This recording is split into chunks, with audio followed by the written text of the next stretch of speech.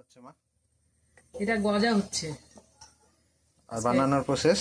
আজকে জগন্নাথের রথ, সেই উপলক্ষে আজকে আমরা গজা বানাচ্ছি।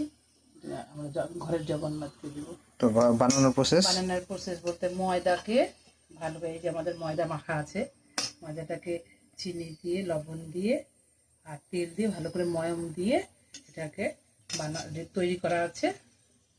তারপরে এটাকে গজার আকারে। কিভাবে গজার আকার দেয়? ওটা তো গজা, আর এটা হলো একটা নিমকির মতন নতুন নতুন রেসিপি।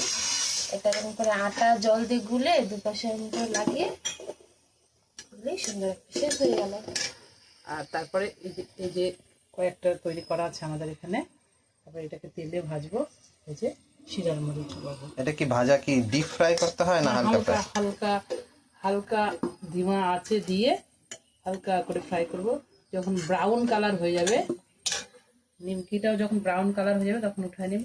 আর গজাটা ব্রাউন কালার হবে তখন এই যে আমরা গজাটাকে ব্রাউন কালার করে ভেজে আস্তে আস্তে শিরার মধ্যে আমরা দিয়ে দিচ্ছি। আমাদের মোটামুটি গজার শেপে যেটা আসছে আমরা এই কটা করবো। এবার নিমকি শেপ দেবো আমরা উপরে বাকিগুলোকে।